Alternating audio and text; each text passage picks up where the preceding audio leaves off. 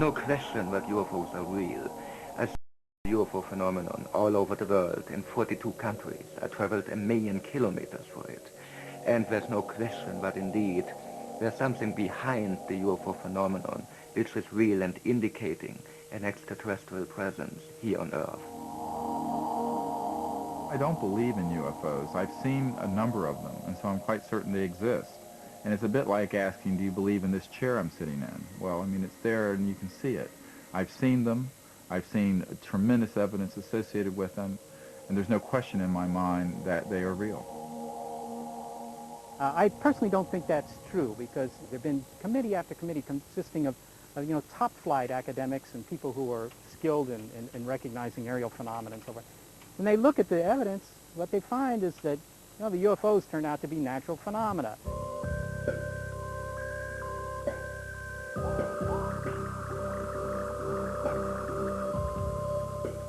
The idea that unidentified objects in the skies may be spacecraft from another world sharply divides skeptics from believers. But it's an idea that is growing in popularity worldwide.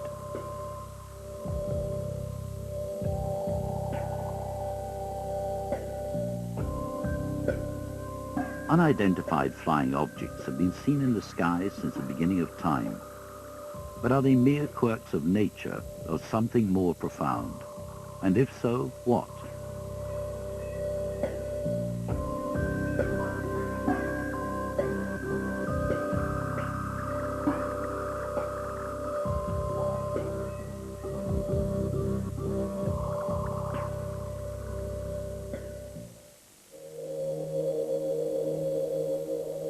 In 1947, it was claimed that an alien spacecraft crashed in the desert near the town of Roswell, New Mexico. And indeed, although they later retracted this statement, initially the American military seemed to confirm the fact. 2 weeks earlier, Kenneth Arnold, a private pilot, had reported seeing disc-shaped craft in the skies ahead of him near Mount Rainier in Washington state. These two incidents triggered a belief in a phenomenon that over the last 50 years has attracted followers from all walks of life. Dr. Stephen Greer, a qualified medical doctor, is certain that UFOs are both real and extraterrestrial. He thinks he has plenty of evidence to justify a congressional hearing on the subject. There's more evidence for this subject than there is for black holes. We have over 3,500 pilot reports from a member of my team who's collected them from civilian and military people. We have 4,000 landing trace events. We have hundreds of photographs that are daylight, crystal clear. They've been analyzed, and they're not hoaxes. So far, Greer's efforts to persuade Congress have been unsuccessful. But his organization continues to groom its followers for contact with ET. CSETI has also instituted a program of going around the world and initiating teams of observers, but beyond that, teams of people capable of interacting with these objects and with the intelligence behind these objects, which is what's really important. There's been a combination of tremendous security put around the subject, which we're familiar with, and public disinformation and ridicule, which makes the subject the laughingstock of the scientific community and others. And so I may go and meet with a deputy director of NASA, and they're extremely interested, and they know the subject is real, but they would never go and be in front of a camera talking about it because it'd be the end of their careers professionally. Here we have the most commonly observed type of UFO. It's an official U.S. Air Force picture, and this is the disc-shaped UFO with the dome on top. Observed all. There's no doubt that the UFO phenomenon attracts more than its share of ridicule. But are photographs, however dubious, and individual eyewitness accounts too readily dismissed by skeptics? We, healthy, normal human beings, we are able to describe something we have seen accurately, and we are not the victims of delusions all the time. We can be, but we are not always. Denying the reality of UFOs means denying the value of the human testimony itself. Close to a crop circle area in Alton Barn, and we have one of these little balls of light flying. The local UFO clubs that Michael Hessman addresses are part of a growing international circuit. by far the majority here are convinced that UFOs are real and extraterrestrial in origin. Is it such an impossible idea? It is not impossible at all for people to believe that we could be visited by other civilizations, because we ourselves send UFOs to other planetary bodies. So if there was life on some other planet, they may have also done the same thing by sending things to other planetary bodies. That there is intelligent life elsewhere in the universe is no longer doubted by many of today's scientists and astronauts like Ulrich Walter. I'm convinced that in our universe there are other intelligence. However, I don't think that's true within our galaxy, in our Milky Way. Astronaut Story Musgrave is even more convinced. Statistically, it's a certainty. There are hugely advanced civilizations, intelligences, life forms out there. I believe they're so advanced that they're even doing interstellar travel. I believe it's possible they came here. The ultimate question is someone else out there? And if they're out there, how many of them are there? Are they visiting us? We don't know, and we want to know.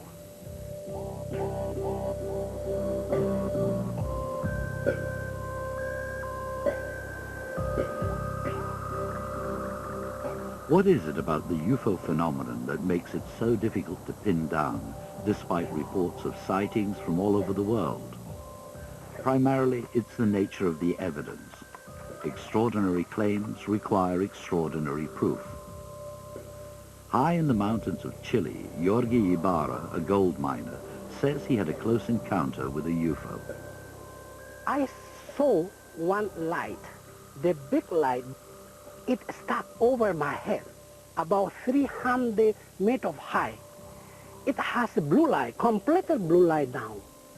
In this moment, the UFO cut the blue light and give it three types of light, yellow, green, and red. They came in direct for me. Said, I receive one special energy force in all my body. But something curious, the UFO has no noise of the motor, only as a wind. Same when you have a stick, big stick, and make this way, and the UFO moving again.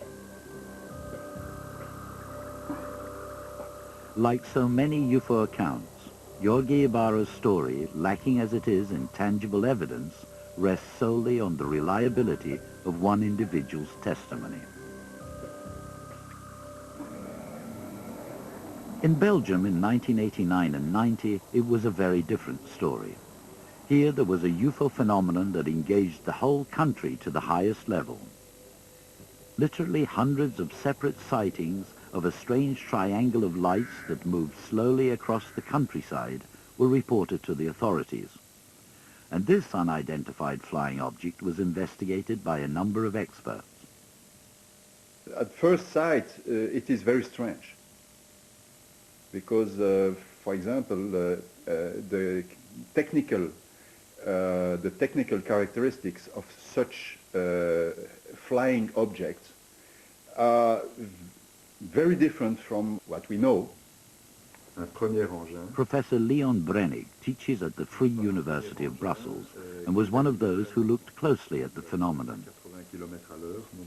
I saw a lot of first-hand witnesses, had direct access to at least 800 investigations which were carefully made. All these investigations indicate that there is really a phenomenon which is unusual. All the flying characteristics are highly strange. We have a lot of observations of such triangular platform which was hovering silently without any apparent action on the air above a farm during 20 minutes. Why above a farm? What does it mean?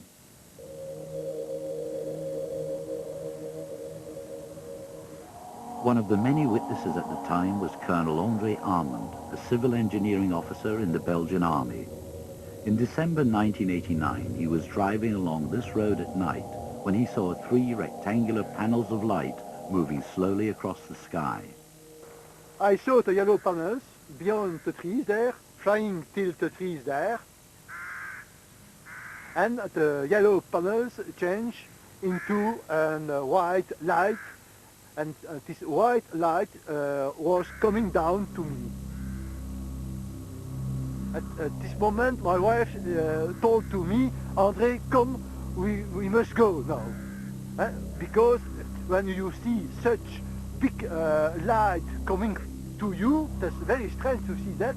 And my wife said to me, André, we are going away now. This light disappears, and I saw only 3 yellow, white, smaller lights, triangular. The center, direct light, pulsing, always pulsing. And this object was flying away very, very fast in this direction. In the following months, there were many similar sightings of a strange triangle of lights, not only in the countryside, but also hovering over the rooftops in the center of Brussels. Marcel Alfarano, a shopkeeper, managed to capture it on his camcorder.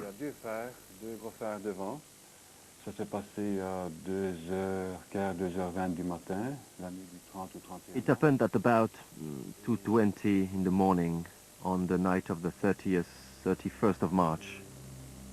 I took my camera and I went upstairs. It was at that moment that I saw in the distance 2 lights.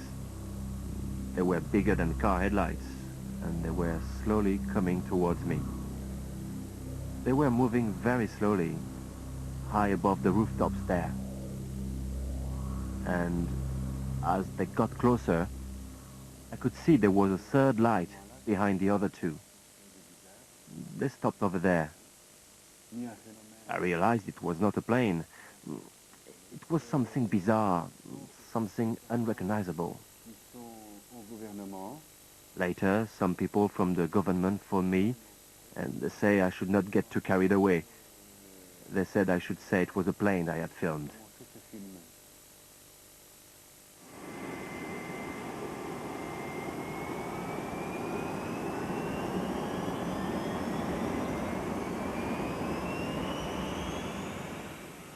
The Belgian Air Force decided that whatever the UFO was, it could not be ignored. In 89, 90, we had a lot of observation from the ground, a lot of people seeing strange things in the air, and the Belgian Air Force already scrambled 2 times F-16 to observe what the people saw from the ground. Wilfred de Brouwer, a colonel at the time, was officer in charge of operations. Some people saw very strange objects in the air with a very peculiar behavior. They called the police. The police confirmed the observation. They called the radar station of Glon, and Glon confirmed that they saw a blip in the area. And that was also confirmed by another radar station, which is about 100 miles away. Based on that, they asked to send these 2 aircraft in the air.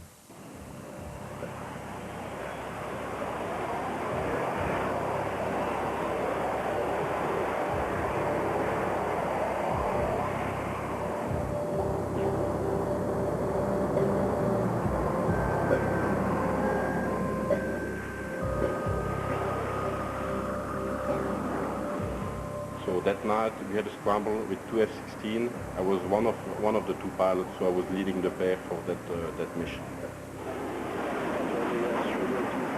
We had a lot of information coming from the ground, and those people could basically inform us about the exact position of the, I would say, the UFO. Ground radar observed a blip which was moving very fast from an area south of Brussels towards the east.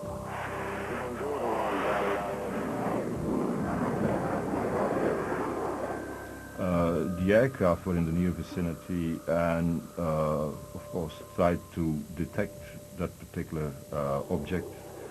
And the 2 aircraft confirmed that they had a lock-on which showed the speed of 700 knots, around 700 knots. The F-16s had repeated locks onto the UFO, but as they closed in, it changed direction and speed with extraordinary maneuverability. The pilots had no doubt that the target was real. We had a different radar contact on the target, so it happens at least 3-4 times, where we could acquire a radar lock-on with the F-16, and we knew that at least 1 or 2 times we had exactly the same contact as the one which was on the screen on the ground.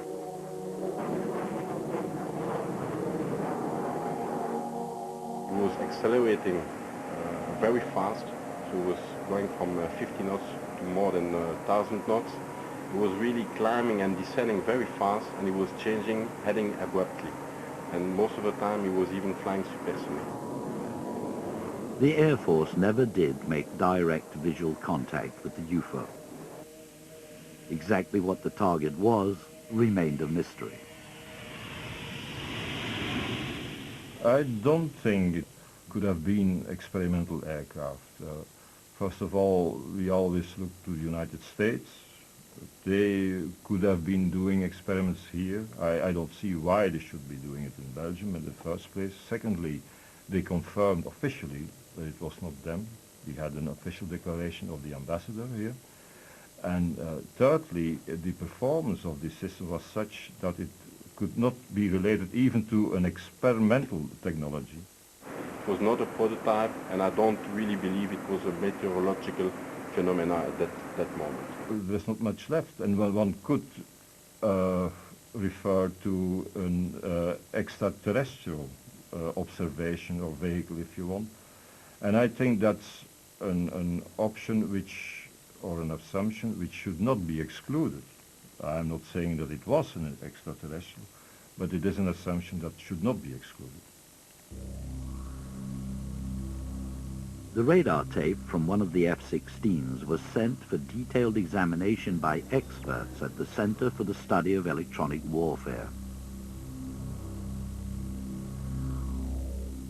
The radar specialist who advised the investigating team there was Professor Emil Schweitzer, a distinguished physicist who teaches at the country's elite military academy.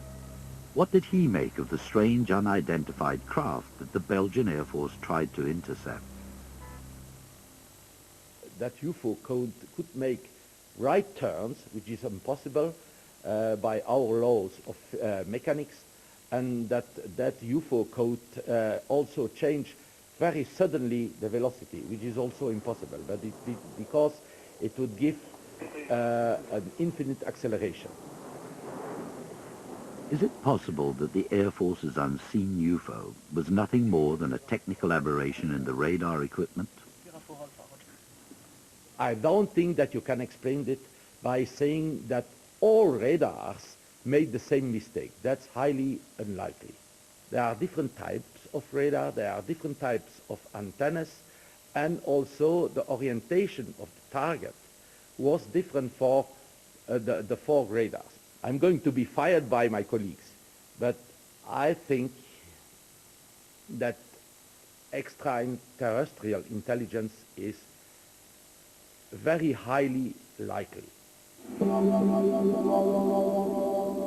A photograph of the Belgian Triangle of Lights was later computer enhanced. The image that was revealed appears to show a dark, delta-shaped craft behind the lights.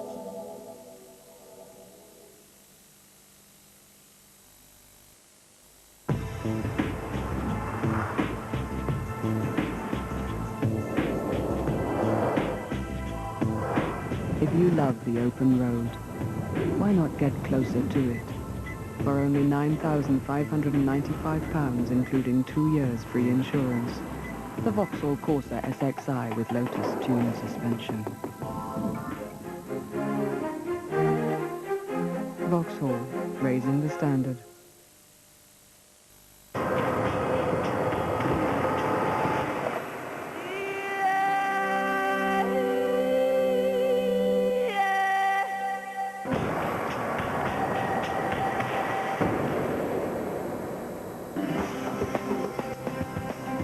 Escape to oasis forest holiday villages on the edge of the Lake District. Nowhere comes close.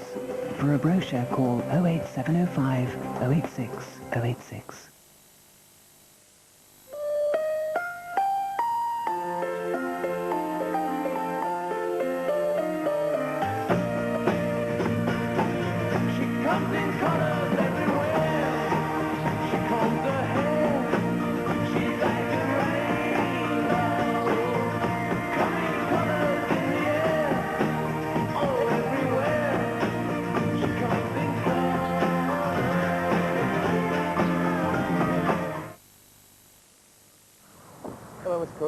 The AA fixes more cars than anyone else, so it's important to make sure any drivers in your household are covered. That's even easier now that for a limited period, when you join, your partner joins free. So call the AA now on 0800 444 999.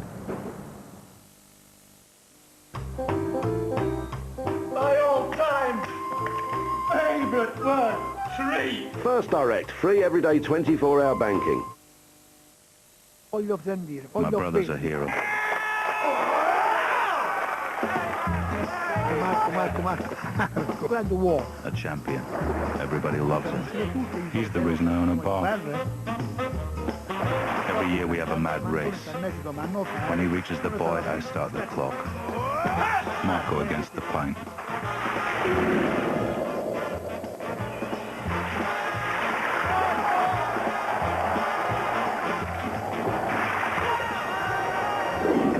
They expect. But I'm getting older, he says. One day I'll lose, he says. Don't worry, I say. You'll never lose. It takes 119.5 seconds to pour the perfect pint. Guinness. Good things come to those who wait.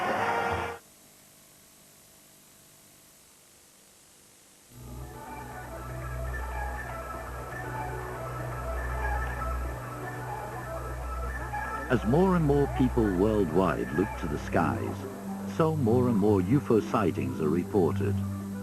And increasingly an extraterrestrial interpretation is capturing the popular imagination. Mass communications have spread details of sightings around the globe, revealing among other things that there are recurring similarities between some UFOs of today and those of the past.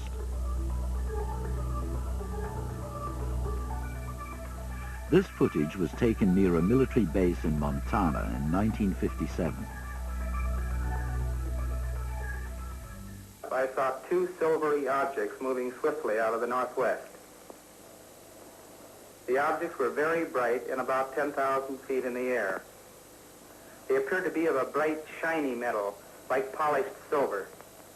Both were the same size and were traveling at the same rate of speed, which was much slower than the jets which shot by shortly after I filmed the discs.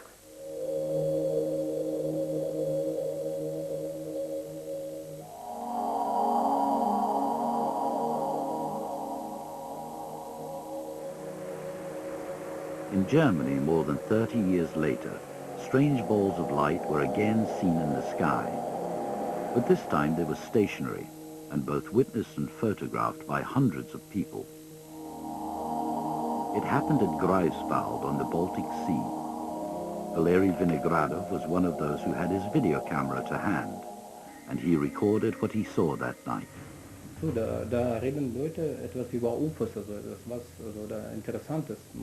I heard noises, so I went into the kitchen. I looked out of the window. I could hear excited voices in the street, and everyone was pointing towards the sky. And then I saw these glowing balls hanging in a sort of formation in the sky. It was in this direction, over Greifswald nuclear power station, towards the town of Lubin. Within the formation, the spheres all seemed to be rotating, but it was as if they were acting together in a formation, and the whole group was hovering, not making any sudden moves. It was just hovering in a stable kind of way. Then I saw a small sphere coming from the right. It looked as if it flew right into the group and dissolved. I think it's proof that, whatever they were not flares. So far, pictures on their own have done little to solve the mystery of what UFOs are.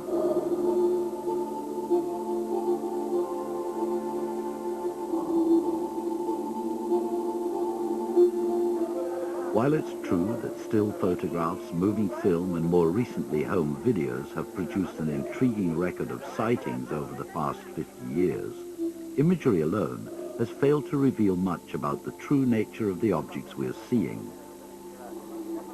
The inevitable distant, handheld, out-of-focus pictures say little or nothing of the UFO's internal mechanism, if indeed they have one.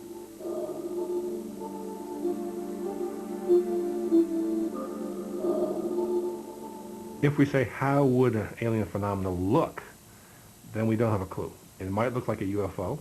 It might look like an ordinary airplane because they're disguised. It might be totally invisible. We could look out there, and there could be an alien spacecraft hanging over the city of Houston. It's possible, but we're looking for evidence to prove it's so. It seems there is no stereotype for UFOs. Cigar-shaped, bowl-shaped, and saucer-shaped craft are the most common manifestations of the phenomenon. Whatever they are, UFOs by definition display characteristics that are clearly different from any known conventional craft. And that is about as much as can be deduced from visual images.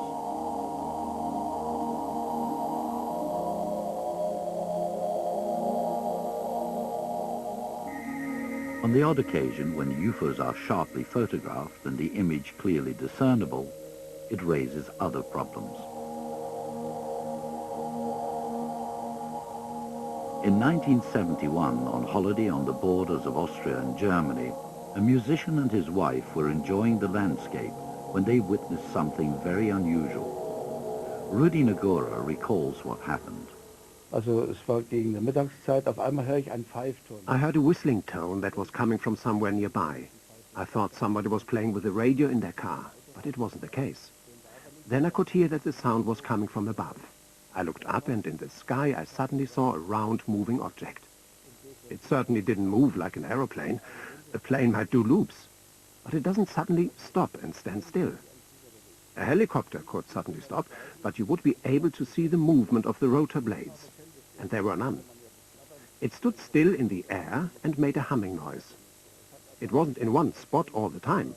It would suddenly be behind me. So I had to keep turning around. But in the end I managed to take 12 pictures. Of course, they were ridiculed a lot and doubted.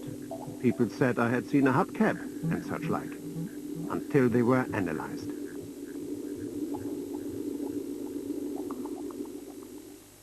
Rudi Nagora's pictures were independently examined in Germany and America, and no evidence of any trick photography was discovered.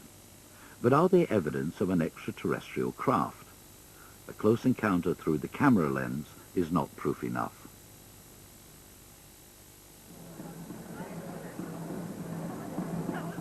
In Mexico, there have been more UFO sightings in the last 5 years than anywhere else in the world.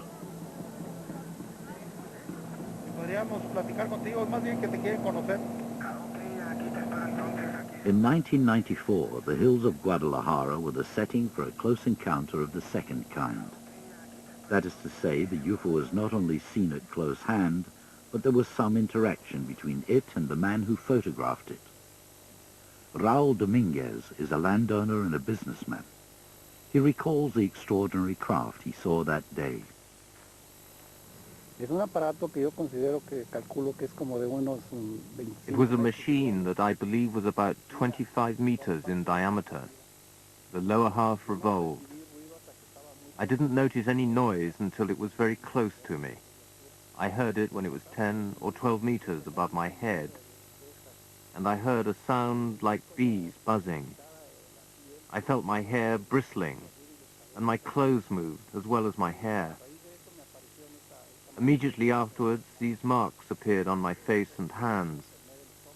I was ill with stomach pains and bad indigestion for a long time. The whole thing affected me very much, both physically and psychologically. It has changed me. I'm certain now that UFOs exist. Pictures of what may or may not be spacecraft from another world are only as real as the integrity of the witnesses who take them. And an extraterrestrial interpretation assumes the possibility that we could be visited by aliens in the first place. The main argument against this are the vast distances involved in space.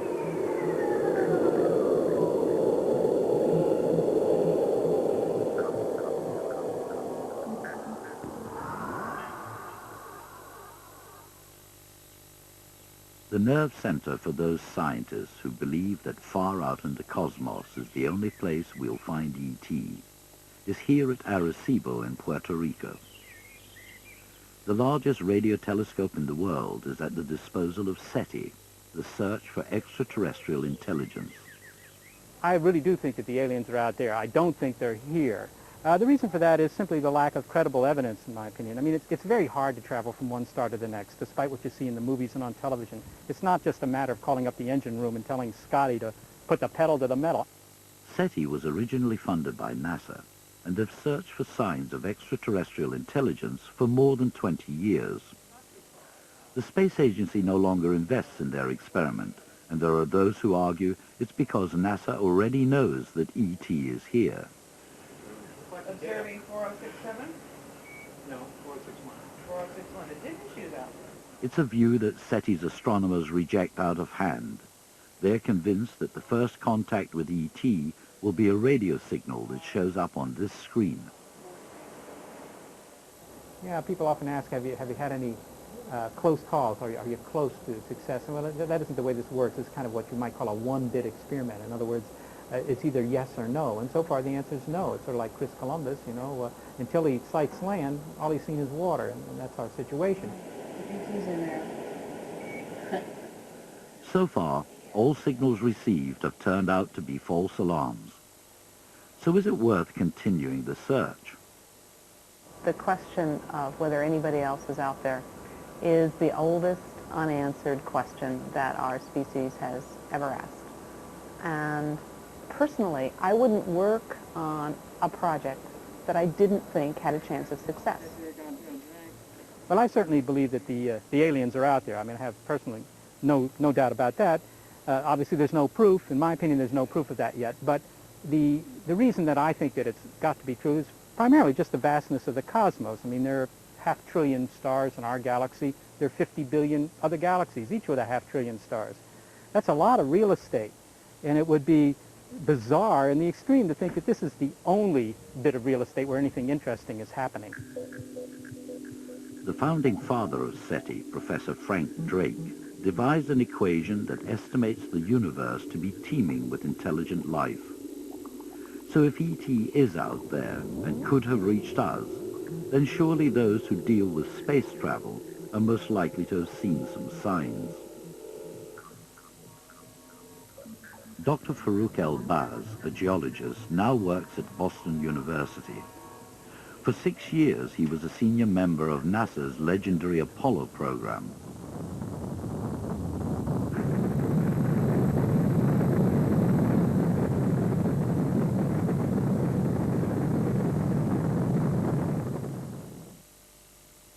He was head of astronaut training and responsible for the intricate experiments that were scheduled for testing on the moon's surface. During his time in mission control, he experienced at first hand some unusual happenings involving astronaut Ken Mattingly in the lunar orbiter. The one most peculiar sighting of something that we never found out what it was, and we thought it should be easy to, was the sighting of flashes on the surface of the moon by Ken Mattingly during the Apollo 16 mission. One of the objectives of that Apollo 16 mission was to see how much can we see and photograph in the part of the moon that is not lit by the sun, but by earth shine. The first time Ken Mattingly began to do this, he said something like, "I'll be damned, I just saw a flash." And we said, "What flash?" So he said, "I just saw a light flash on the surface of the moon. Something on the moon flashed." As he came around the next time and we said, "Now, be careful with this thing and look again and mark your time when you see it so we know exactly when it happens, because we're going to tie this to whatever is happening in the landing site. One of NASA's experiments on the moon involved highly sensitive seismometers that, among other things, could detect the impact of incoming meteors. If Mattingly's flashes appeared again, the instruments would surely record the impact of a meteor, the most likely explanation for his sighting. And so, on the next lunar orbit, Ken Mattingly was briefed to look out for flashes and report what he saw. He said, okay. And he did that, and he saw 2 flashes this time, and that one orbit, not one. So we picked up the exact time, and we took these to our colleagues, the ones that had the seismometers, but at that time there was absolutely no evidence of anything hitting the moon at these hours, because it would have been picked up. For it, there is absolutely no explanation. And that remained a complete mystery. Of course, at this time, the Russians had an unmanned presence on the moon. Nevertheless, there are unexplained pictures. This one shows a shadow racing across the moon's surface. And here, a flash appears from a crater as an unidentified object passes overhead.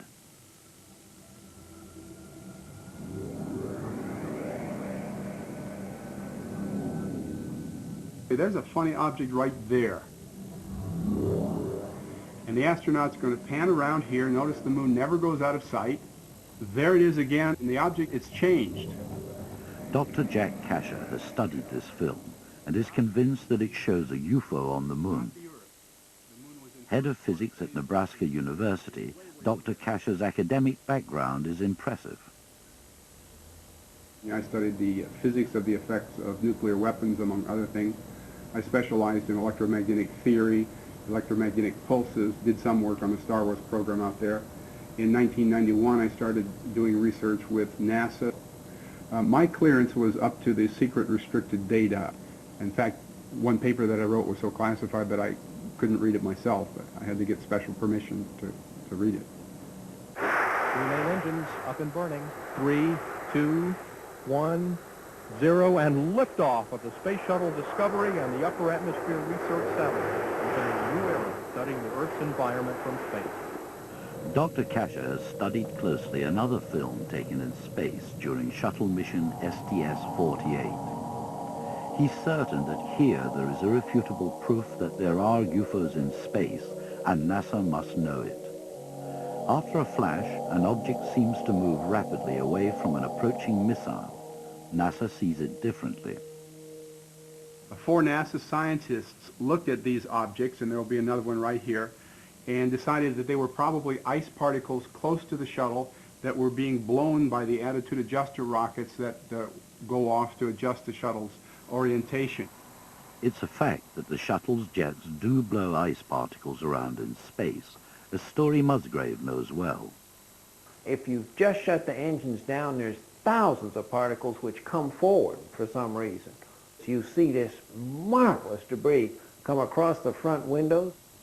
My analysis leads me otherwise. I have concluded that these are probably spacecraft out in space away from the shuttle. We'll see the main object appear here soon. There it is. It's going to go up here, and there will be a double flash down here. Apparently, in response to that, it'll cut back very sharply in that direction, and then you'll see a streak go through where the object had been. Watch for the double flash. There's the flash. There it goes, and there goes the streak right through where it had been. I think they're spacecraft because they change direction, apparently in response to the flashes. And so they're maneuvering, they're accelerating, changing directions out in space, and that's my definition of spacecraft. I'm convinced that this is snowflakes, small snowflakes illuminated by the sun. There was one snowflake doing a 90 degrees turn. I don't understand why this snowflake makes such a kind of turn. It could be that it collides with something else, so it makes a different direction. These 2 objects reacted. I've seen the report by Dr. Kasher. I've heard his presentations. He has the timing of the flashes wrong. He has the position of the jets and the pulses wrong. The timing of the flashes occurred at a certain time. I tried to tell him several years ago about the fact that the visible flash on the television does not fully coincide with the actual rocket pulse. And I have a letter I sent him. He disregarded that. I think that NASA would tend to be quiet about anything that would tend to have an extraterrestrial interpretation. I think it's like the rest of the branches of the government. I think there's a cover-up, and they are keeping things concerning UFOs from us. 3, 2, 1. Booster ignition and liftoff of Columbia on a life sciences mission for Earth and space. The fact is, there are unidentified flying objects in space, and even on the way there.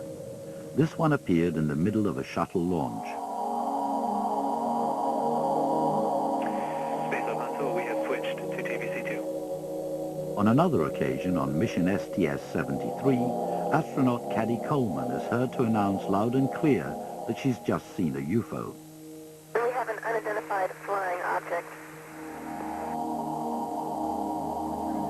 Is there something going on in space that we're not being told?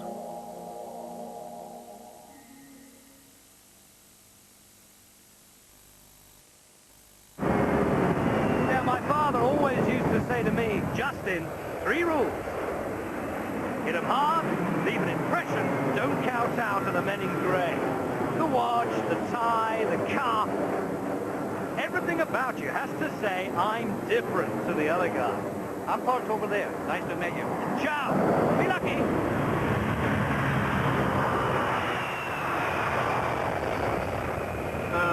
Can I give you a lift? It's in here somewhere.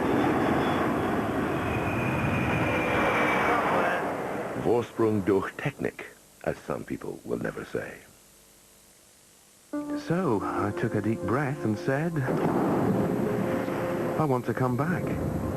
I thought I might be better off when I left, but that's not how it's worked out for me. Every week, thousands of people come back to BT, and for 100 different reasons. A range of discount schemes? Much cheaper than we thought. 1p a minute at weekends. They told us how to save money. They really cut the cost of calling. No wonder thousands are coming back to BT. You're looking at the shape of breakdown organizations to come, with an average response time of 35 minutes, and in priority cases even faster. Someone should be with you very soon, Miss Williams. Miss Williams? Oh, am I glad to see you.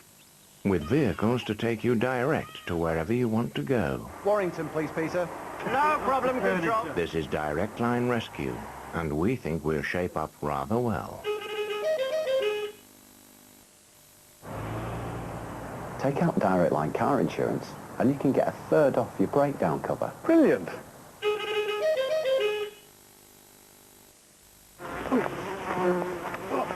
Goes to the gentleman with the newspaper. Look, this isn't fair. I can't afford it. Taxi, I might go overdrawn. Don't worry, sir. Abbey National won't charge you a fee if you accidentally go over your limit by up to £50. They're very fair like that. Oh, look at that. You've got to pay my checks in. That's all right.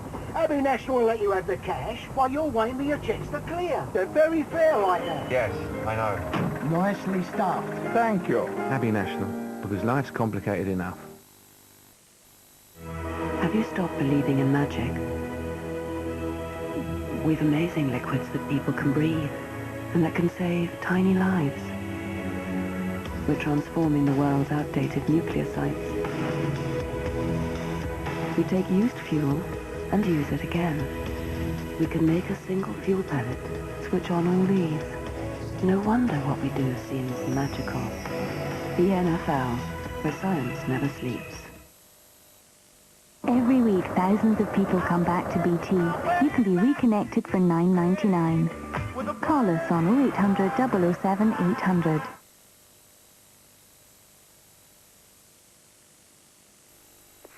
Yeah, it's the top one in Bay 6. One of the most puzzling incidents in space happened on mission STS-82 to service the Hubble telescope.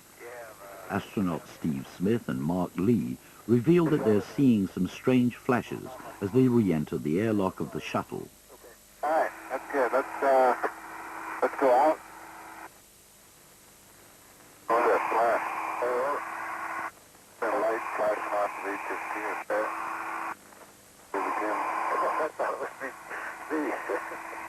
What? I just thought it was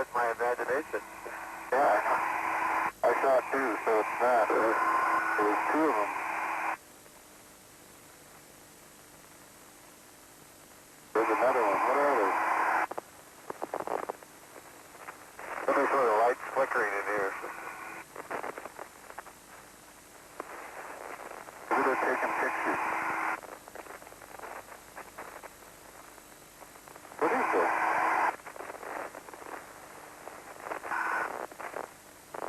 Is this thing passing in front of us? What are the lights? Which one? Oh, no, I was guessing that one for a second, but I had that one the whole time. Yeah, I was looking at that one too.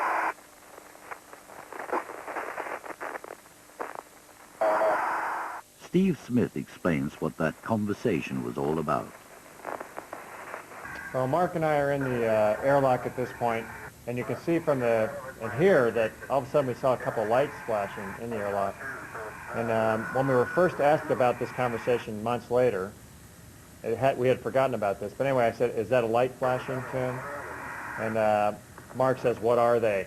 Asking, is it a light coming from either the airlock? And Mark asks, "Are they taking pictures of us through the airlock window?" And again, they would have a flash. We take about 10,000 pictures on each flight. So.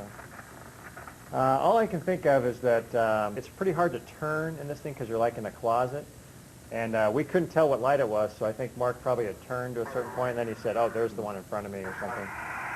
Oh, no, I was guessing that one for a second, but I had that one the whole time. Yeah, I was looking at that one too. And I don't know what that is. I've never heard the word valence or surveillance used.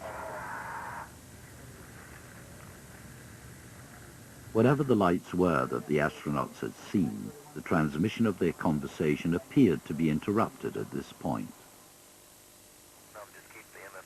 Is NASA keeping something from us? And I guess we'd like to keep the LGAPC on. Everything we say is basically broadcast to anybody who's listening. We have no button on our spacesuit, for example, when we're out there, that we can push just to talk to your crewmate that's spacewalking with you, or just to the people in the cockpit. We have no such button. So when we talk, it's automatically broadcast on an antenna off of our backpack out to the shuttle and then down to Earth. The Americans are not the only ones in space.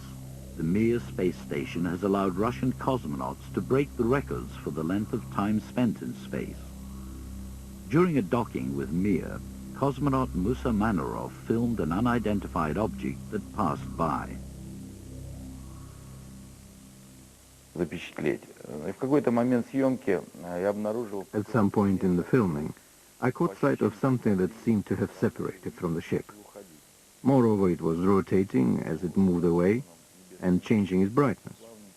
I can't say exactly how far away it was. I can only say it was not very close, because the camera was focused on infinity. At first, it seemed to me that something had separated from the ship. But then, when I examined the ship, I realized that there was nothing that could have broken away. What's more, there were no alarms going off. Everything was calm. Later, there were lengthy arguments as to what it could possibly have been. On another mission, Russian cosmonaut Gennady Strikalov is certain he saw a most unusual unidentified flying object in space. It was a huge sphere. I think it appeared when we were over Newfoundland. The sea was in the background. It was shining, sparkling, of absolutely even shape. It shone like the balls that hang on trees at Christmas, greenish in color and all shimmering. It was impossible to take your eyes off it. I watched it for maybe 5 or 7 seconds, but I didn't have a camera, and if I'd gone to get one, I would have lost it. For just as suddenly as it appeared, so it just disappeared.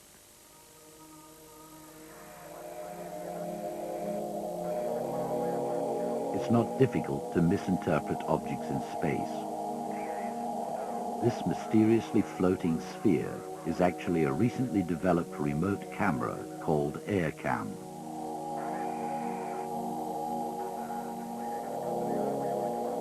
Story Musgrave is uniquely placed to know if there are UFOs in space. He spent 30 years with NASA and been on 6 missions. Has he seen anything in his time out there that might be evidence of extraterrestrial life, or perhaps explain the UFO phenomenon? Nothing that I have seen personally has the signature, has those characteristics which you would attribute to other forms of intelligence or other kinds of craft. Twice I saw what I call my eel, which I don't know the size of it because I don't know how far away it was, but it was like a rubber piece of hose which had internal motions in it. Maybe it's 8 feet, maybe it's 10, I'm not sure. When you can't tell how far away, you can't get the size, so I'm missing both of those things, size and how far away. But there's no question it had internal motion.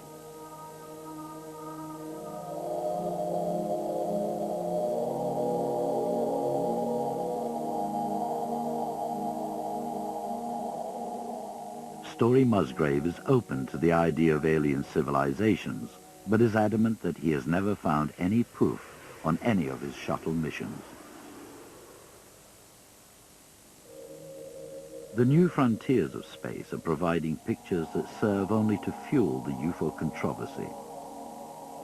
In this footage taken from shuttle mission STS-80, the camera's pointing back at Earth. There are many features that are known here. Flashes of lightning from tropical thunderstorms, the city lights of Denver, Colorado, meteors, satellites, and some 8,000 pieces of space debris. But still there are some objects that remain a mystery, like this strange shape that appears unexpectedly from the Earth's atmosphere. Is it a UFO? What do the experts make of it?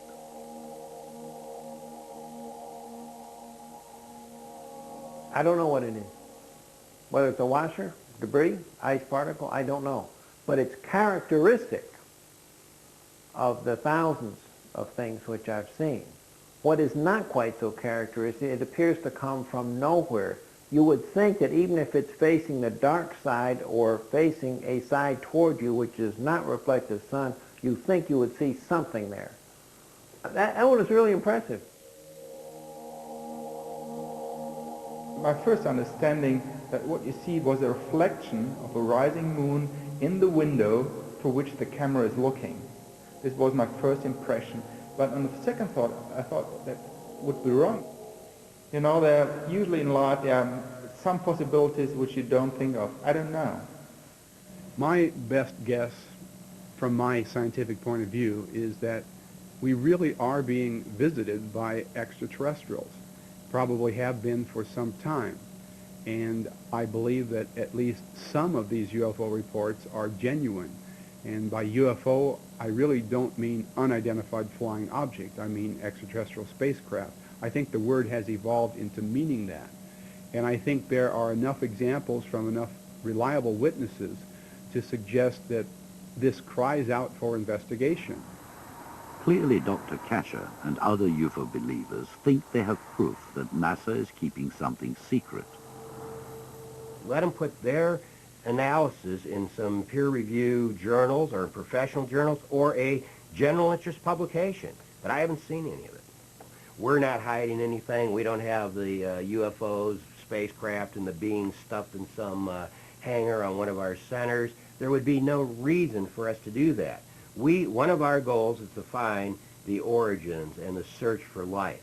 If we find life, if we think we've been visited by life, we are going to trumpet it loudly. Our budget's been going down for the last 5 years. If there's one thing that could turn it around, it's some clear indication that life has either come here or we have found it somewhere else. We're not about to cover that up. A distinguished astronaut who agrees with Jack Kasher's belief in the reality of UFOs is Gordon Cooper. Now in his 80s, in 1951, Cooper had a sighting while serving as a fighter pilot in Germany. Well, the weatherman had reported seeing these objects in the sky, and various other people got binoculars and looked for them and saw them also, and they were flying formations similar to our fighter formations, and we proceeded to launch some airplanes to see if we could get up to where they were, and we could not, and gave up on it. They were higher and faster than we could go. They were very metallic looking, symmetrical saucer shape. I think I saw some craft coming from some distant planet. Gordon Cooper was so convinced that there was evidence of UFOs here on Earth that in 1978 he went to the United Nations and presented them with a letter describing his experience. Today, Cooper is unswerving in his belief that UFOs are real. He's convinced that the evidence is not in space, but here on Earth. and no one knows it better than fellow pilots. And I do know a few airline pilots who've had some very real sightings, and I would suspect that there are probably vehicles that are coming from some other galaxy somewhere. In the next episode of Riddle of the Skies, pilots, air traffic controllers, and high-ranking military officers talk openly about their experiences with UFOs. But is it the whole story? Well, we were at 37,000 feet, 100 miles from Albuquerque at night, and the whole cockpit just lit up, kind of this bluish green, and I looked off to the left, and it was going thousands of miles an hour. I've never seen anything that fast. And I had a very fine view in the sunlight, reflecting sun, of a hub-shaped craft. A big ball, a reflecting ball, like, you know, the discotheque. It was not an airplane, it was an object, an unknown flying object.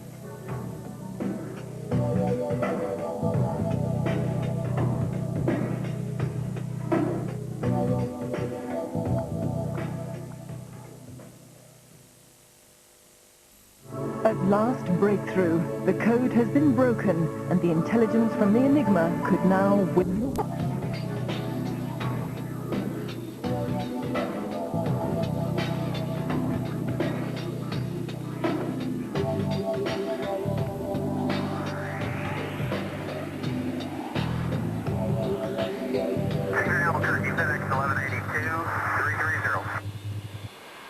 Hey, you guys don't know anything about some kind of a weather balloon or UFO that's out in the vicinity of Fort Sumner tonight, do you?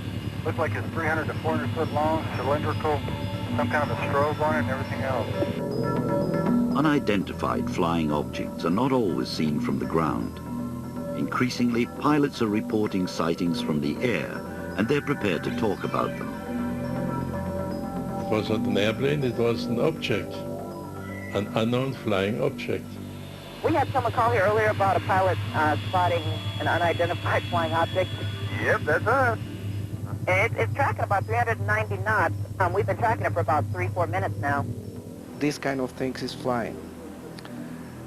For us, still being unknown traffic. And a lot of controllers in the world, they know about it. What is it that pilots and air traffic controllers are seeing? In Russia, a military commission that investigated the UFO phenomenon for over 20 years has arrived at an extraordinary conclusion. The final conclusion of this high-level commission was a recognition that there probably was an alien civilization present. I had a couple of aircraft reported something 300 to 400 foot long, cylindrical in shape with a strobe flashing off to the end of it. Oh. At 30,000 feet.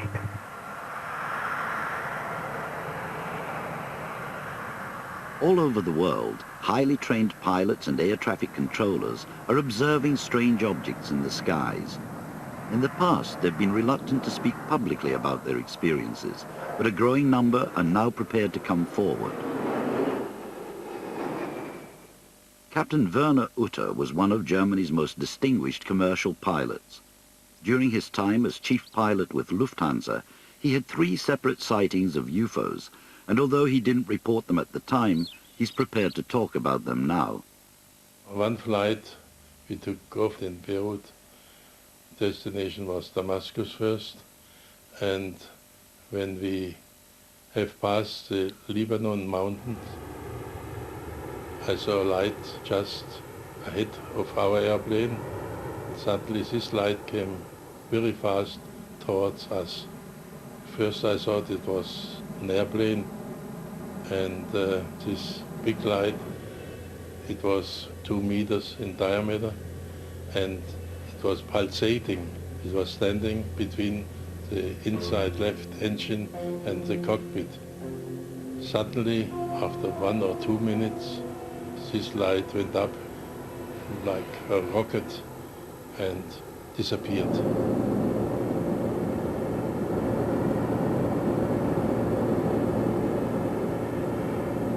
Some years later, Captain Utter had another UFO sighting.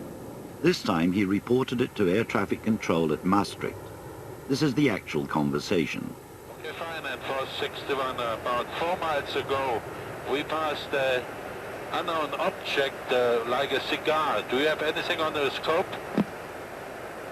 What was it like? Looked like a cigar, about 3-4 meters.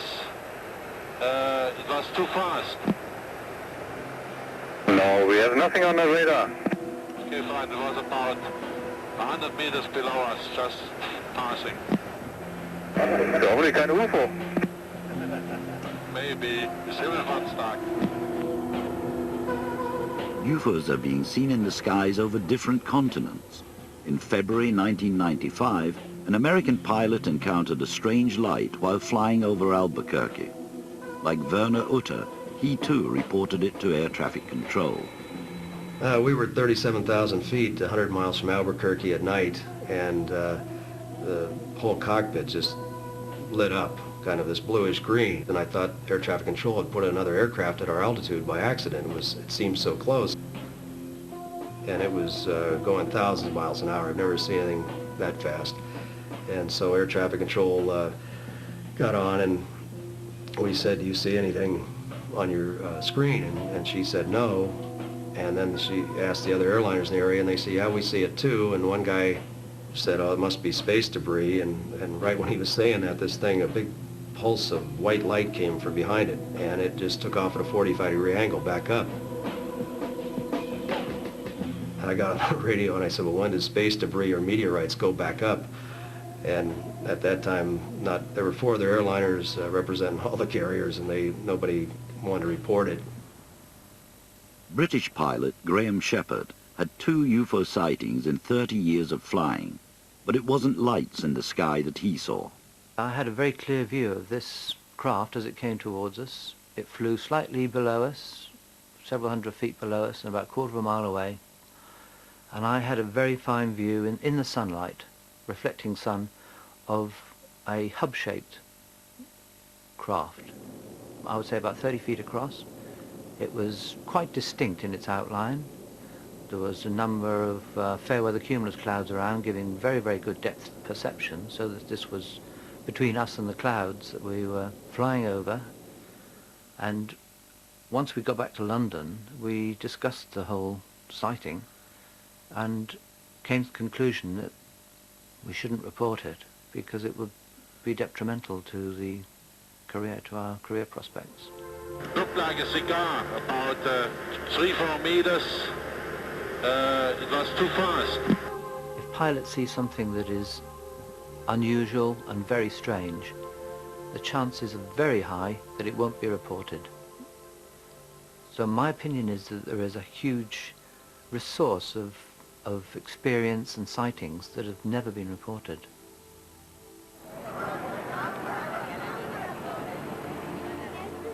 In Mexico, there have been literally thousands of UFO sightings in the last 5 years. Although many may be tricks of the light or weather balloons, they're real enough to be causing concern to the pilots and air traffic controllers who see them on their radar screens. We had the responsibility to inform other pilots flying in all this in our airspace about that unknown traffic.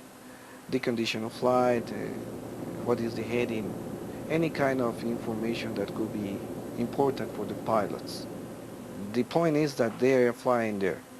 These kind of things exist because they are flying, the pilots has a visual contact with them, and sometimes a radar have registered about it. These sort of sightings occur frequently, but as Mexican pilots and air traffic controllers admit, they're rarely spoken about in public or the subject of official reports.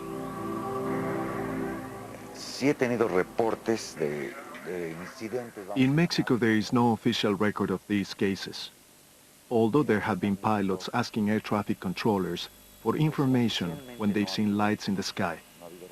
But these sightings are not registered in official reports. That only happens when there has been an accident. One incident that was officially reported happened in 1994.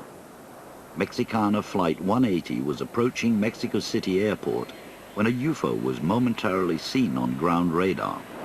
We detect two echoes close to this flight, but very momentary. I mean, just in a few moments, them disappear. But we receive phone calls 30 minutes before about that the people was watching something on top of the World Trade Center building. That building is located very close to the track of the final approach of runways 5 in Mexico. And in that precisely point, this object having a collision, apparently a collision with his landing gear. The people has visual contact in the building. That building is located in the track of the final approach of runways 5, and in that point, the aircraft has a collision. That night, as Flight 180 made its final approach, Captain Raimundo Cervantes was at the controls. This is the official recording of his conversation with the control tower.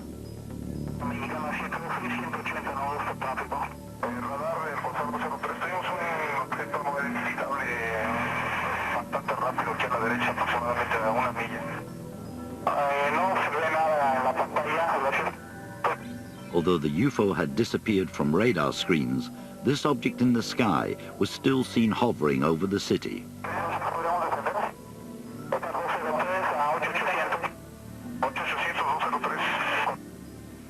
Flight 180 landed safely, but the crew were unsure as to whether they had had a mid-air collision. It was certainly close. We noticed something in the distance that looked like it was on a collision course with us, and this craft was coming towards us very fast. It really was a tense moment. The next day, when the plane was inspected, there was indeed some damage to an undercarriage. This was recorded as metal fatigue, but Captain Cervantes disagreed. I don't accept it. I saw it myself, and I know this wasn't metal fatigue. The object was very big, silver-colored and shining. That event was registered by the Mexican authorities, our supervisor, and in this center, and many people knows about it.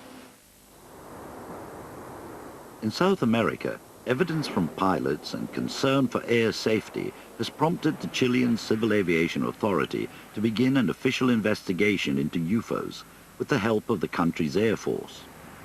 Este comité fue creado en octubre del año pasado a raíz de las evidencias. The committee was created last October because of the large amount of evidence that we have concerning anomalous phenomena. Analizando todos aquellos fenómenos que no sean normales.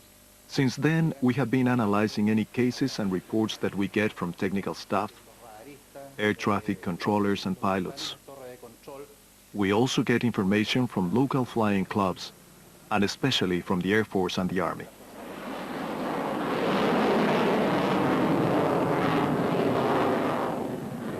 Squadron Commander Danilo Catalan, a Top Gun who trained at America's elite fighter pilot school, has had 2 encounters with UFOs while serving in the Chilean Air Force. We were flying in a training mission, an interception mission, 2 airplanes.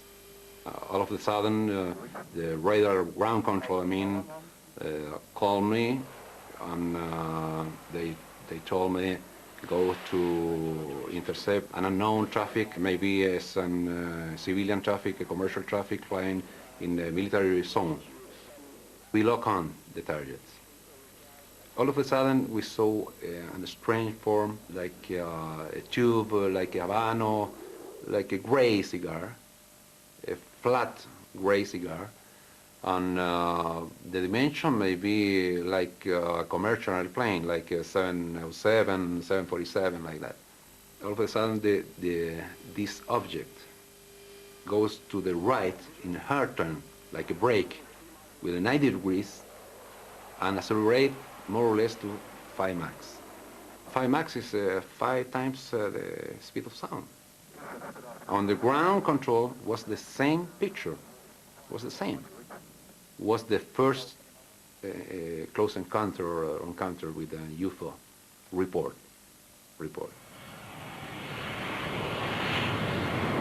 What are the UFOs that pilots and air traffic controllers are seeing? 564, can you pay that object at all by your radar? Cactus 564, no I don't. Talking to 3 or 4 guys around here, no one knows what that is.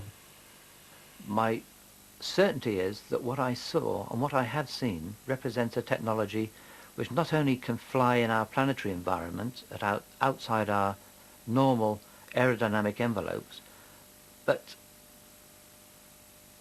by implication must be able to fly outside the planetary environment, well beyond our dreams and expectations. It's right out of the X-Files. I mean, it's a definite UFO or something like that. I don't know what could be, really not. I don't know. In case that belongs to the Earth, they are broken all the international rules, and that it's very dangerous because nobody knows nothing about that flights, you know. It might be that it is something we don't know yet. Maybe, as people say, from outside space. I don't know it, but it could be. But could pilots and air traffic controllers be mistaken? Is there an answer to the UFO phenomenon much closer to home that may be the best kept secret of the century?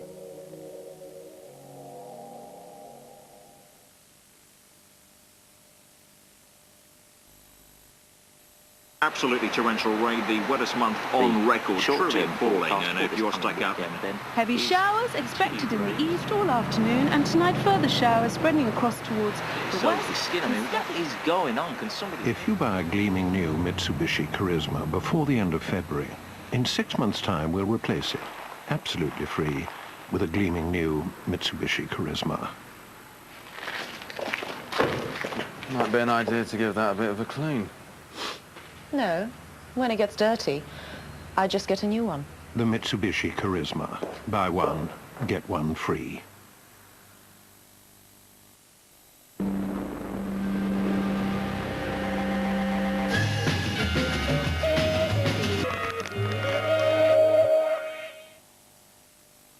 Hey, look, I can see kids. Give them a wave. Stop shaking it. I'm not shaking it. I want to get off. Trying out like it's a roller coaster. Just enjoy yourself. It's going to be great.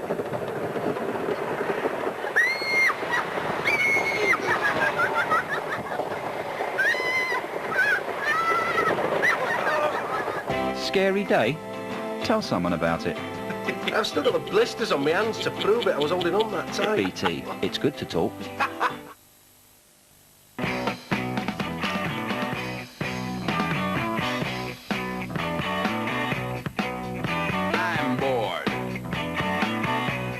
Chairman of the board. I'm a lengthy monologue. I'm living like a dog. I'm bored. For myself, sleep at night. For myself, broad daylight, 'cause I'm bored. Just another slimy bore. I'm free to bore my robot friends.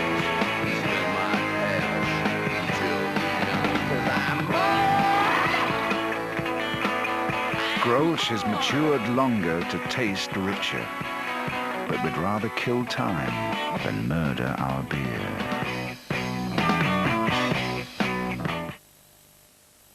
And I want everybody out there on TV to know it. I am the greatest. What would you have done if you weren't a boxer? I would have been top notch or something else. It was a garbage man. I've been the world's greatest garbage man. I'd be able to dump more cans of garbage in 10 minutes more than anybody. I've been the world's greatest whatever I've done. Whatever your dream or ambition, remember this. With the Equitable Life, when you retire, you can continue to be the greatest. Sex in the City star Sarah Jessica Parker reveals the secrets of her own sex life, only in Heat, the new weekly entertainment magazine, out now.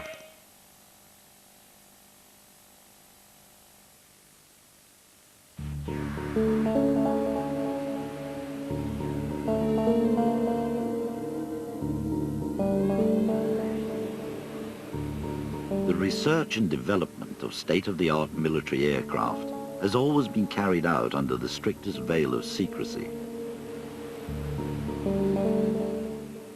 The latest machines have decades of high-cost science and technology invested in them, and they've been in the skies for years before their existence is ever admitted. Such ultra-secret programs are known in defense circles as black projects. And in this world, at any given time, there are few individuals who know for sure the shape of things to come.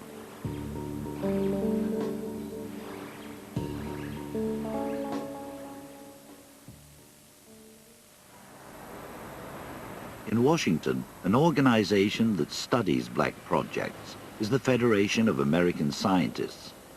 John Pike is their leading expert. Well, a black project is any project conducted where the fact of the existence of the project is supposed to be hidden from the public. The total black budget in the United States today is probably somewhere between $30 and $35 billion a year.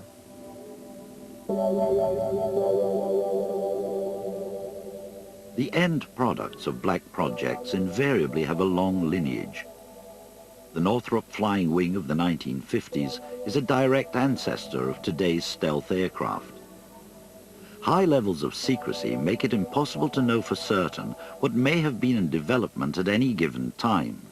It's possible that there existed in the past exotic aircraft whose design and flight characteristics still remain a secret to this day. Are there any that might fit the description of the UFOs that pilots have been seeing over the years? They didn't tell us about the U-2. They didn't tell us about the SR-71. They didn't tell us about a lot of aircraft even during World War II. At one time, the P-51 was secret. The Thunderbolt was secret when they were originally testing them. In other words, it wasn't widespread knowledge. Jack Pickett is the retired editor of an Air Force magazine. He claims that while working at an air base in the 1960s, he saw previously unknown aircraft that may well explain flying saucers. We saw some aircraft parked at the end of a runway, and I turned to my partner and says, "Did you see what I just saw?" And he says, "I sure did." I says, "Those are flying saucers." He says, "That's what they look like to him." Jack Pickett made from memory his own scale drawings of what he saw that day in 1967. They were a disc-type aircraft, flying wing, circular. They had the pilot compartment dead center, and they had the tricycle landing gear, and there was no, they were jets. 3 of them had what looked like twin jets on them with the exhaust coming out of the bottom. I later got to walk right around them. And the big one had looked like 4 jet intakes, 2 on each side of the main fuselage, and 4 exhausts out of the bottom. There was no mistaking them as anything except a flying saucer-shaped aircraft. Pickett says he was given permission by the base commander to ask questions about the aircraft he had seen for an article in the magazine he was editing. The very first question I asked him, I says, "Are these the flying saucers everybody's been hearing about?" He says, "Yes, they are." So I asked him, "Are these the aircraft that caused the Roswell publication stuff?" He says, "Yes, they are." I says, "All this stuff about aliens and things, they come from your aircraft?" He says, "Yes, we had accidents." So I asked him, "Well, obviously this type aircraft had to be for some specific use." I says, "Were they spy planes?" He says, "Yes." "Over Russia?" He says, "Yes, but you cannot print that." And I don't know whether I should even say that over this film or not. Apart from his own account, there are no official records to corroborate Jack Pickett's story of the American military's flying saucers in the 60s. But there is evidence in this recently declassified Air Force document that saucer-shaped aircraft were on the drawing boards of America's Air Technical Intelligence Center 10 years earlier in 1955. It was called Project Silverbug and contained plans for the development of a vertical takeoff saucer-shaped craft capable of flying at high altitudes and supersonic speeds using a radial flow engine. However, there's no evidence that Project Silverbug went ahead. But tracing a possible lineage for saucer-shaped craft back 10 years earlier, there is a craft that fits the bill. In 1946, Thomas Smith was an engineer working on classified aircraft that were being constructed for the American Navy. They took me out into the hangar and they showed me this new jet aircraft, and I said, oh. And then I looked over to the left and I said, holy mackerel, what is that over there? And they said, well, since you're clear for top secret, it's called the Pancake. As a matter of fact, the material you've been testing is being used to build that. It looked like a disc, and the New Haven papers would report the fact that some round object was saw flying over New Haven. And of course we were laughing because those of us who worked on it knew what it was that they had seen. It's certainly the case that in the 1960s and in the 1950s, the Central Intelligence Agency knew that many UFO reports were in fact sightings of its classified balloon and aircraft programs, and didn't do anything to dispel the public confusion. The public was seeing a lot of classified programs back in the 50s and 60s, looked like unidentified flying objects. The intelligence community knew that those were their own programs and just didn't tell anyone. At a time when many UFOs were being mistaken for secret projects, the Air Force had already made a public statement that there were no secrets of their own that could be mistaken for UFOs. We can say that the recent sightings are in no way connected with any secret development by any agency of the United States. Rocket tests in New Mexico in the 1950s and 60s were frequently mistaken for flying saucers.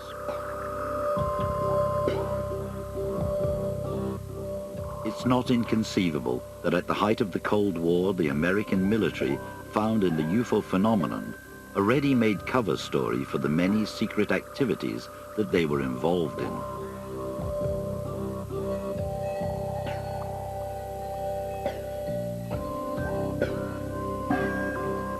Today, the public is just as much in the dark about black projects. But there's no doubt that the technology is far more sophisticated and advanced than ever. Just how exotic the new propulsion systems and aircraft shapes of tomorrow may be is not known for sure. But informed commentators and aviation experts believe that a new generation, codenamed Aurora, is being constructed, and prototypes already flying. During the late 1980s, I think the United States government was spending several $1 billion on very highly classified, high-altitude, high-speed aircraft, publicly called Aurora. Extremely secret program that to this day the U.S. government denies ever existed. But if you look at the number of reports of people seeing high-flying, fast airplanes, the amount of money that seems to have disappeared without a trace, and in the case of NASA's X-33, a lot of advanced technology that seems to have come from nowhere, I think there's a good case that Aurora was a real project. We spent a lot of money on it, and the government still denies it exists. It's thought that advanced technology from the Aurora project has been passed on to NASA's next generation of space shuttle. But a computer simulation is no proof that theory has become reality. Although there are reports of sightings of strange craft in this corner of the Nevada desert. Like the UFO phenomenon itself, the world of black projects is shrouded in mystery. One of its legendary bases, located here, is known variously as Groom Lake, Dreamland, and Area 51. For years, the American government denied any knowledge of it. The first picture to confirm its existence came from a Russian spy satellite in 1990. Despite formidable security around the base that is supposed not to exist, more pictures and some hint of the activities there are coming out.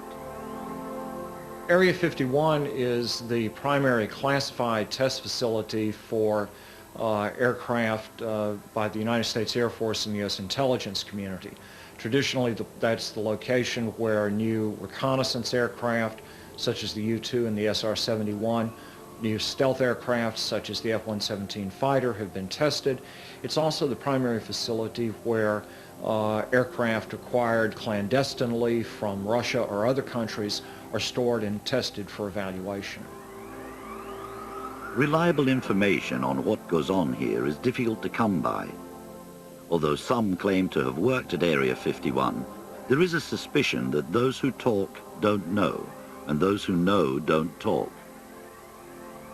But Edgar Fouché's credentials as an Air Force avionics specialist do qualify him with the exact sort of background to have been assigned to Area 51. I was there to repair and do a couple of modifications. And I went up every day at 4:30 in the morning before sunlight, came back every night after dark, and did this for 10 days straight. The thing that bothered me the most about Grim was not somebody walking around with an M16 glaring at me when I was trying to work at times, but having to wear the goggles that looked like the black welder's goggles, that the sides are blocked off so you have no peripheral vision. And at about 30 feet, everything becomes blurred. And at 50 feet, if somebody was pointing a gun at me, I wouldn't have seen them. So, but any time you're outside, or I was outside of my facility, I had to wear them, because they didn't want me seeing anything, say, in the next building over, or aircraft that were sitting on the flight line. There are rumors that the Aurora project is responsible for many UFO sightings in the vicinity of Area 51. Ball-shaped craft and strange hovering lights. There are those who believe that Aurora has produced a revolutionary breakthrough in advanced technology. Edgar Fouché thinks he knows what it is. To me, the most fascinating vehicle from the Aurora program has been the TR-3B. It's a triangular-shaped vehicle that uses a circular accelerator, as you imagine a circle within a triangle, that rotates a mercury-based plasma at 60,000 revolutions per minute, pressurized at 250,000 atmospheres, and supercooled to 150 degrees Kelvin. I absolutely believe that all the triangular-shaped vehicles that have been spotted belong to the U.S. government. The only thing that could outmaneuver a TR-3B would be the things we copied it from, which would be alien vehicles. Edgar Fouché can produce no proof that he has ever had any connection with Area 51. And the notion that Area 51 is in possession of recovered alien technology and reverse engineering it into exotic new propulsion systems and craft is widely held by those who believe in UFOs, as does Edgar Fouché. And there is no evidence that his TR-3B aircraft exists.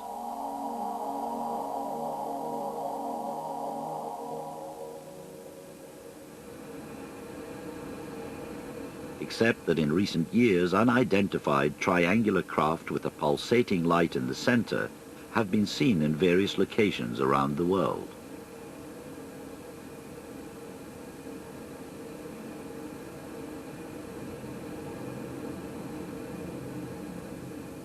You have my word, whatever it's worth, that I trust my friends. I believe what I've seen, what they've seen and told me. And I believe this technology exists. I'm absolutely convinced. Fact or fiction? Can black projects such as Aurora and its predecessors be the answer to what pilots and others have been seeing around the world over the past 50 years? Back in 1967, I have absolutely no doubt that there was no military craft of that shape and that capability flying. Having said that, if there were to be such advanced technology, secret technology from the military, then not only would they have the the advanced craft, they'd have the advanced control systems, radar control systems, and very well briefed pilots who would be invited not to fly in conflict with airliners, certainly not to fly on reciprocal courses in airways, but to confine their experimental flying to the areas such as the North Sea, maybe out in the Atlantic somewhere, or the deserts of America. Maybe at that time was the SR-71, the American airplane, but they can fly at about a 3.3 Max. And the radius of turn at that speed is about 20 miles. And this object was in a hard turn to the right and disappear. Was very impressive. I don't think it's a secret weapon or something like that. It was not an airplane, it was an object, an unknown flying object.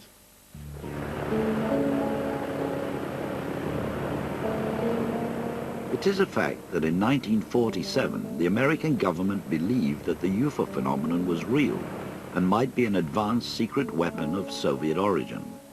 It prompted an official but secret investigation. General Twining, head of Air Materiel Command, declared that the phenomenon was real and that unidentified objects the size of aircraft were being observed. What began as a classified project became a public study by the Air Force, known as Project Blue Book.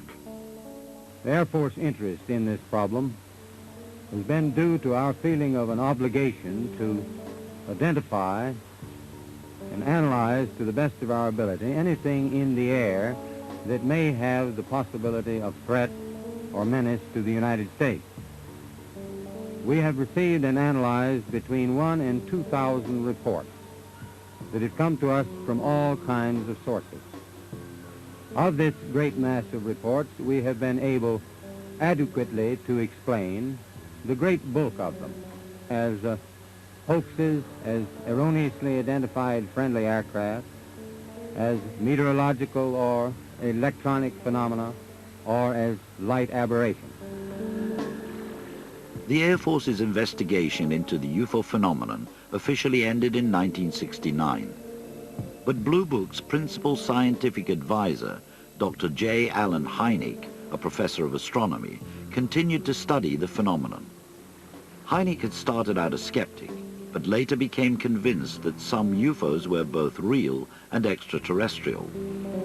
When the Air Force asked me way back in 1948 to act as their astronomical consultant, I thought it was just, well, I did it as a lark, essentially. Mm-hmm. And what was it then that changed your mind? Just the mounting mass of evidence from not just this country, but from countries all over the world. In fact, well, we have a count now from 133 different countries in which essentially the same things have been reported, you see. In fact, however, some astronomers... Dr. Allen Hynek remained a believer until his death in 1986. Today, the American Air Force claims it's no longer interested in flying saucers, but there is a widely held suspicion that they may not be telling the whole truth. Another superpower has studied the UFO question at an official level and with military assistance.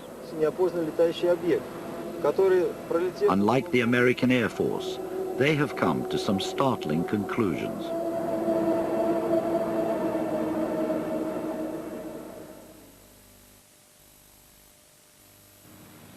Is my tie straight?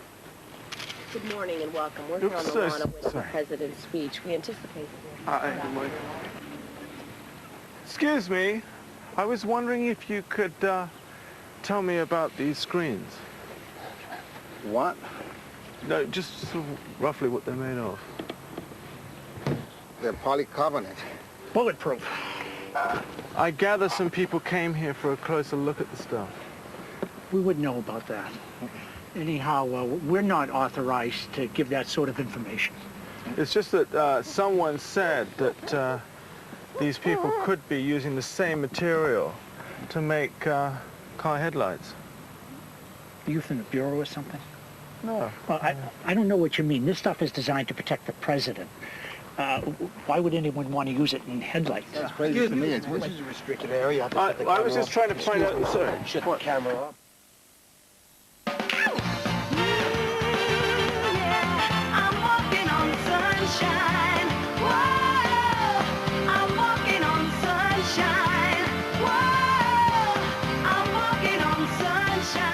Shredded wheat is 100% whole wheat.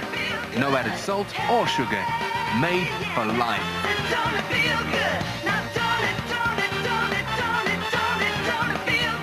Shredded wheat. Made for life. And I want everybody out there on TV to know it. I am the greatest. What would you have done if you weren't a boxer? I would have been top notch or something else. If it was a garbage man, I've been the world's greatest garbage man. I'd be able to dump more cans of garbage in 10 minutes more than anybody. I've been the world's greatest whatever I've done. Whatever your dream or ambition, remember this. With the Equitable Life, when you retire, you can continue to be the greatest.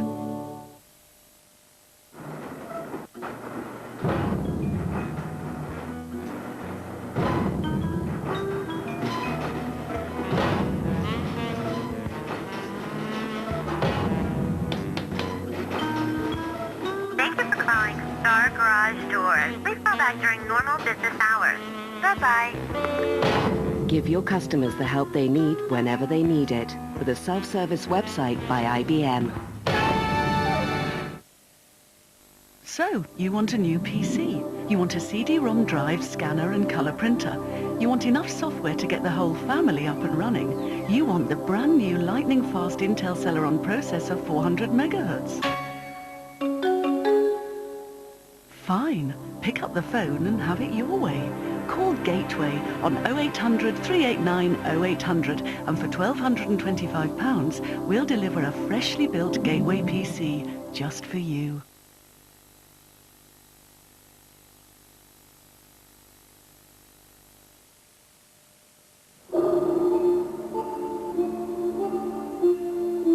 In Russia, where secrecy once governed every aspect of life under the former Soviet regime, the UFO phenomenon was investigated over 20 years at the highest scientific and military level, their equivalent of America's Project Blue Book. Today, there's a surprising degree of openness about the subject. Official military reports on UFO incidents are freely available and keenly read in public libraries all over the country. This latest booklet, published in 1998, was compiled by military authorities. It records nearly 500 cases during a 12-month period, including one of the best recorded sightings of recent times. It happened over St. Petersburg in the winter of 1997, when a series of mysterious lights appeared in the sky over the city. Multiple witnesses, several different video recordings, and the involvement of air traffic controllers make this one of the most comprehensively documented UFO sightings ever. The St. Petersburg incident was officially investigated by Captain Pavel Surchenko, a Russian naval officer. The incident that we're interested in today took place on the 19th of February 1997 and was seen in a variety of different places in and around St. Petersburg. It began at 7 in the evening and went on until about 7:20. At 3 minutes past 7 they started to see the UFO at Poklova Airport. Air traffic controllers who were monitoring the runways saw it from the control tower where they were working that night. On the 19th of February in 1997, I was a witness at the time to an unidentified flying object. That evening, I was working in the control tower and the incident took place right in front of my eyes. I began to make some notes about what was happening, the weather conditions, the time of the sighting, and the sequence of events. As I was watching it, I started to make some sketches. Little bright dots were flying up towards this group of orange-red lights from the left. And about 4 minutes later, the light seems to go away, but within another couple of minutes, the lights had reappeared. Now, the shape of the lights had changed, so I made a sketch of that as well. And gradually, these lights began to move about among themselves. Some of the others saw the UFO through their binoculars. I was able to keep track of the lights so that I could make some notes. Although I was directing air traffic at the time, I kept in touch with the people working beside me. One of the aircraft was out on the runway, so I asked them if they could see a UFO, and they confirmed that they could.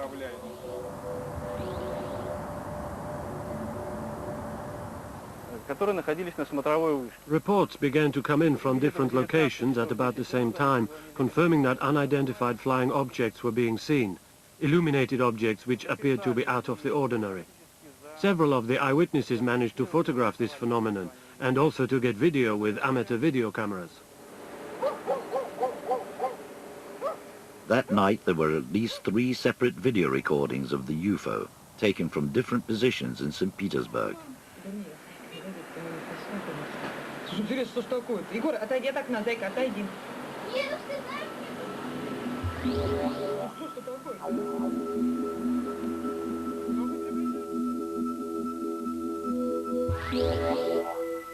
Yuri Arzamatsev, a young economics student, was one of those who managed to photograph the lights in the sky. I went into the kitchen and saw orange-colored lights and thought it was a UFO. Why a UFO? Well, when I was a child, I was interested in UFOs and cut articles out of the newspapers.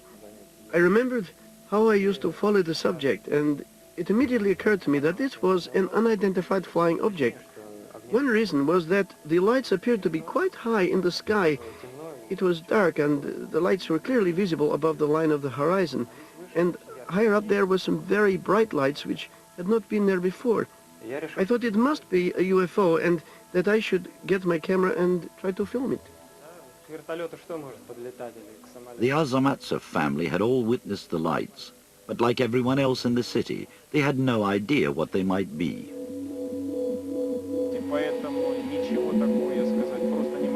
I'm not an expert in this field, so I can't say anything officially.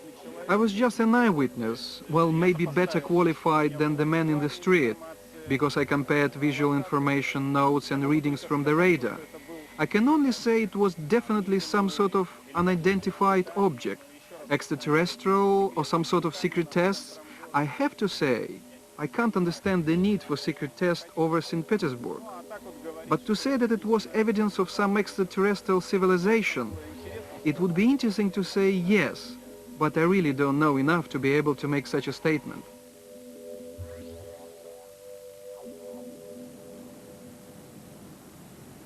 It was the mysterious and unexplained nature of UFO sightings that led the Soviet government to establish an official inquiry into the UFO phenomenon 20 years ago. It involved both the armed forces and the prestigious Moscow Academy of Sciences. The reason that the Soviet Union began this project was the fact that a huge number of sightings and reports of strange phenomena were received by the Academy of Sciences. Most of the time, we were unable to offer any convincing explanation. No one knew what it was that people were seeing.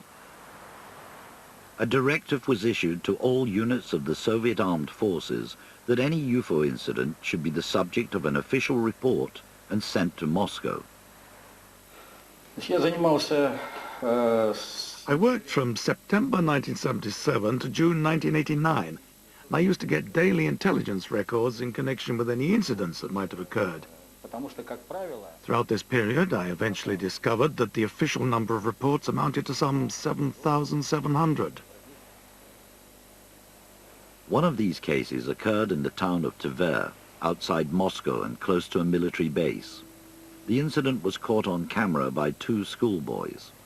It was then reported to the military authorities, who launched an official investigation under Major Beloychik. On the 4th of November in 1991, at about 2 o'clock in the afternoon, a UFO appeared towards the right-hand side of the village. It first of all flew past the river Volga and then hovered around this sign. It made a turn and then banked several times until it changed direction and landed on the opposite side of the river. After that, it took off and flew away in the direction of the buildings.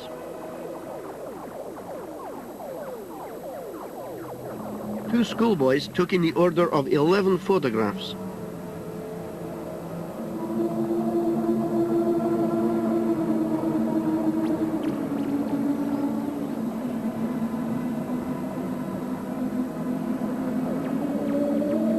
I've studied those events and investigated them thoroughly. I took the negatives and sworn statements to Moscow for expert opinion. The result of all this was that the sighting ended up being confirmed as authentic.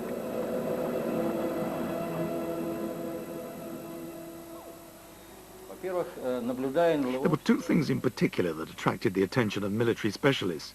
When observing the behavior of the UFOs, the question of the extraordinary maneuverability of the flying objects always came up, irrespective of wherever the sighting took place. That is, they could alter their trajectory literally like an insect in flight. This was all highly significant. If our planes could move like that, not a single American fighter will be able to catch them. During the Cold War, rocket tests undoubtedly accounted for some sightings reported by the public. But there were a number of cases that could never be explained, even by the military. In the end, because we could not explain everything, we felt that the scientific research into these phenomena should be continued. The fact that there weren't many examples, maybe 5 or 10 cases that were inexplicable, didn't mean that they weren't important. In fact, they were probably much more important than those thousands of sightings which did have a rational explanation. In other words, it was felt that there was a great need for the research to be continued at a serious scientific level. One scientist who assists the military in researching the UFO phenomenon is Yuri Semyakov, a professor of marine biology in Moscow. He has investigated several incidents of alleged UFO landings across the country, analyzing soil samples and vegetation to find out if there is any noticeable change in their properties. We studied more than 12 landing sites in the vicinity of Moscow, and I also examined a number of sites from which samples were actually brought.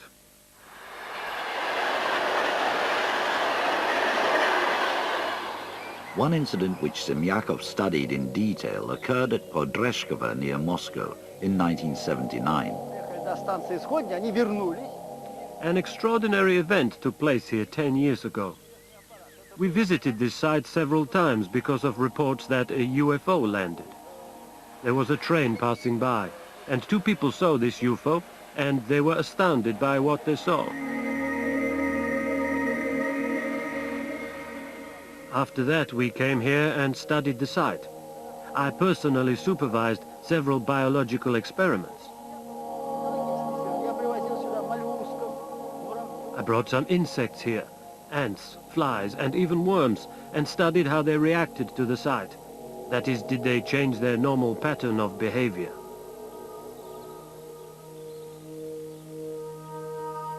Something very interesting happened to the vegetation. It dried up. Now, of course, it has grown again and covered everything over.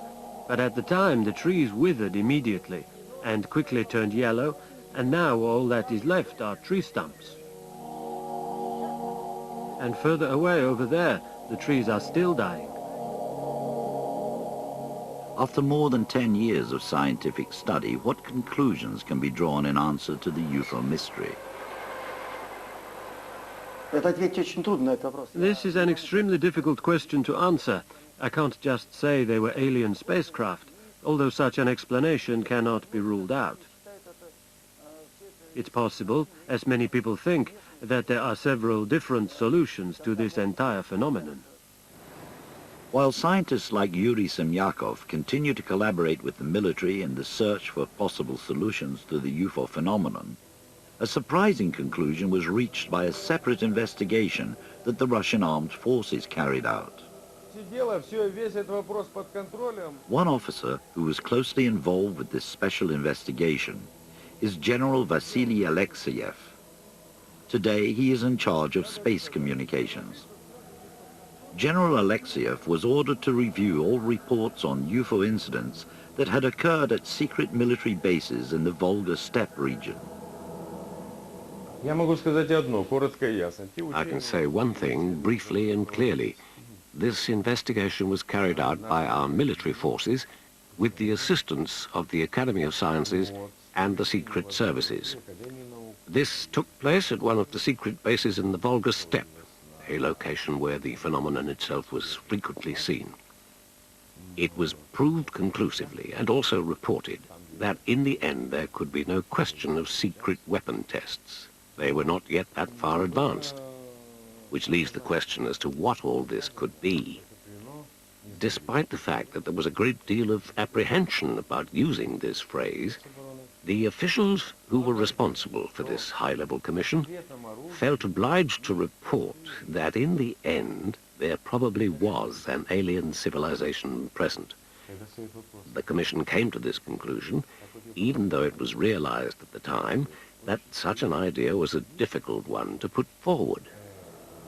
The fact is, this alleged report has never been reproduced publicly. There's no proof that it exists, and there is always the possibility that the Russians, like the Americans, are exploiting the UFO phenomenon to cover up some of their most closely guarded military secrets. I give you my word as an officer that, with the exception of information relating to the location of military sites and intelligence which might have national security implications, I am discussing everything else associated with this phenomenon with a completely open heart.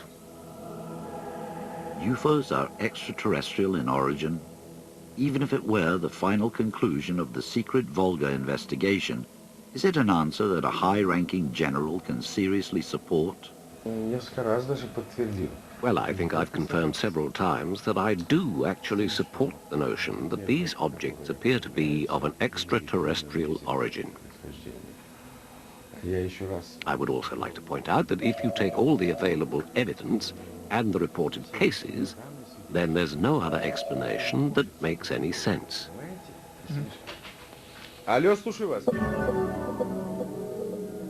Next week in Riddle of the Skies, we take a scientific look at physical evidence which could prove whether alien spacecraft have ever visited Earth. This bismuth magnesium layered material still remains an unknown. No one seems to know what the function is, and no one has been able to explain this wavy pattern. Will analysis of this picture